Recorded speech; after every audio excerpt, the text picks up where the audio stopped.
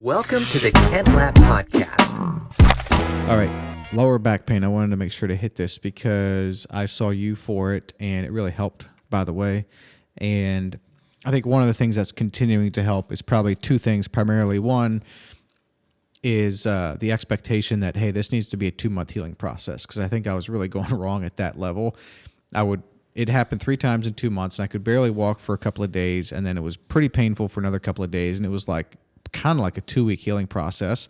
And then 2 weeks later, I'm feeling fine, must be good, and go a little heavy on a front squat or something and pop. You know, that happened 3 times in 2 months. And so saw you, and you set the expectation that I think the third time that I saw you, I was pretty much pain-free. Mm-hmm. And you said that I need to think about a 2-month kind of ramp back up to normal activity on like front squats and stuff like that. Yeah. For me, that's May 1. So now I know, and we were doing back squats today, and I went super light, no pain. And without that knowledge, I would have went way heavier. Mm-hmm. And so that was helpful. But number 2 is you gave me some stretches to do, and I've been doing them every day, by the way. Good. All 3 of them too. And I feel like they're helping. So, but anyhow, as working through that, like the one morning I came in here, and we have a group of dads that gets together once a month, and it was early. It's like 7 a.m. and I could barely walk, could barely get up. And like 2 of the guys were like, dude, I've had that too, like multiple times. And the one guy showed me some stretches and stuff. Anyhow, where I'm going with this is it seems like lower back pain is very common for at least people over 30. Mm-hmm. So can you speak to that a little bit, and what might be some advice that you could give through the podcast for people listening to this that may have had lower back pain or struggle with lower back pain? What are some things they could be doing to alleviate that or strengthen their back, or not to be dealing with lower back pain so much? Yeah, I'm sure. First of all, I'm glad to hear you're doing better. And the 2-month thing, that was not, it wasn't like just some generic sort of timeline that I would give. It was specific, because my thought was, one of the reasons you ended up coming to see me, as you stated for the audience out there, is you had suffered the same sort of injury 3 mm-hmm. times over a short period of time. And I felt like, okay, we were dealing with an injury that involved ligamentous sprain, and we were dealing with an injury that probably involved your disc to some magnitude. And then subsequent to that, kind of underlying that, you had some muscular tone issues, like certain things were sort of in spasm, things like that. So my thought was, hey, this stuff, you can get out of pain, but you're still not going to be able to function at the level that you want to function at in a competitive, a CrossFit environment. You're putting loads on your body that said tissues, ligament, disc, just is not quite prepared for.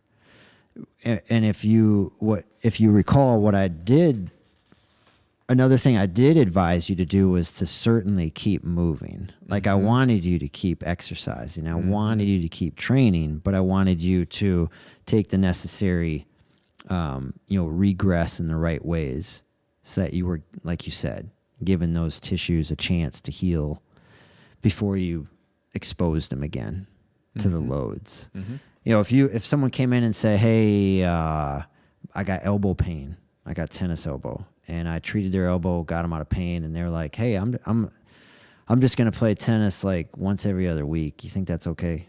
I'd be like, yeah. But if they said, hey, I'm competitive, I play 3 times a week in, Nolta, then I'd be like, hey, then we need to curtail your activity. I see. And kind of design it around that. Yep. But back pain, yeah, it's a biggie. I mean, statistically, we were talking a little bit about this earlier before we started. 85%, I think, of Americans are going to suffer from back pain or have suffered from back pain of some significant, magnitude in their lifetime. So it's nothing that's going to go away fast, but it's very back pain comes about for different reasons for different people, mm-hmm. and that's part of the art of being a clinician, is figuring out, hey, what are the perturbing factors here? Mm-hmm. What can this person first of all, what are the things that we can eliminate that are contributing to the pain, or at least minimize exposure to in a significant way? And then what does this person need? Like, what do they not do well?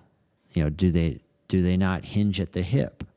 Is their ankle range of motion deficient? I'm just thinking of different things are their hips mobile? Like, do they have mobility? Does their thoracic spine move? That portion of the spine between the shoulder blades? Or is it just are they stuck in that hunch, kyphotic, flexed over a keyboard desk position, and they can't get out of it?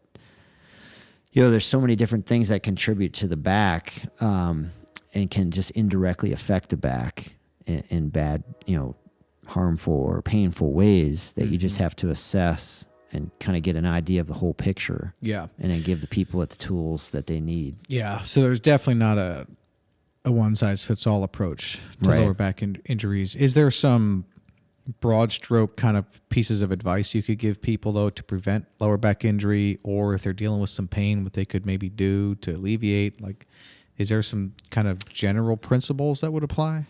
Yeah. I would say generally, I think movement is great.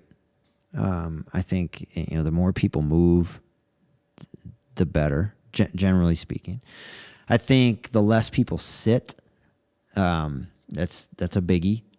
And, for someone that has to sit 8 to 10 to 12 hours a day, that's not good. And most people probably know that's not good. But it's one of the things that they're going to have to definitely combat and do more things to reverse the effects of sitting. The compression, the posture, that sort of thing. I think, saying that word posture, of course, that's a biggie for back pain. And then I think mobility, and when it comes to, when you talk about movement, a lot of times you hear terms like mobility and stability and strength. And I think mobility is big. A lot of people get less mobile as they progress, through the years of their life. And I think that's where I generally look first in most cases, not all, but most cases, look to that first. And then when they possess the necessary mobility, then you build strength, and you build stability on top of that, and then strength, of course, on top of that. Stability is kind of, it's inherent with strength a little bit, but I mean, you'd be amazed. And this goes back to what my practice is, or how it's structured, like with the 2 strength coaches and stuff like that there. I believe that strength trumps many things. People, quite frankly, are weaker than they should be, weaker than they need to be. A lot of times you take someone with low back pain that they've been dealing with, for whatever, I don't know, anywhere from a short period of time, acute, to a long period of time, a chronic sufferer of low back pain. And if you can get them moving just a little bit more efficiently, get their hips moving, teach them how to hinge properly at the hip, teach them how to brace and stabilize their spine properly with the muscular system, teach them how to breathe, just some basic things. And then you get them strong, back pain goes away. It has amazed me time and time again, year after year, when you take somebody and you just teach them how to get, and that doesn't mean they need to come in, turn into some, house. Right. They don't need to go to the gym and be able to squat and deadlift and bench and do all this stuff like off the charts. That's not what I'm saying. If you can just get them stronger, it's amazing how much that can help that pain. I believe that. Do you think that's a byproduct or result of our industrialized or technologically-ized society? Like, you could now go through life basically sitting on your butt the whole time. Yeah.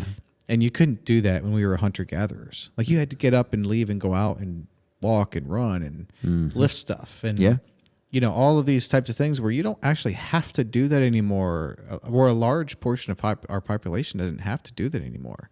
You can actually just sort of get through life by sitting and walking wherever you need to go and then sitting some more. Mm-hmm. And is that where all this comes? Like this weakness that's sort of inherent? I mean, yeah, this is not sound like a very bright future for society here. No, I mean, unless we realize how dangerous it can be to our health. Yeah. I mean, you just said it perfectly. And I mean, we could sit here and probably talk for days about the negative implications of technology. Yeah. So I'm right with you.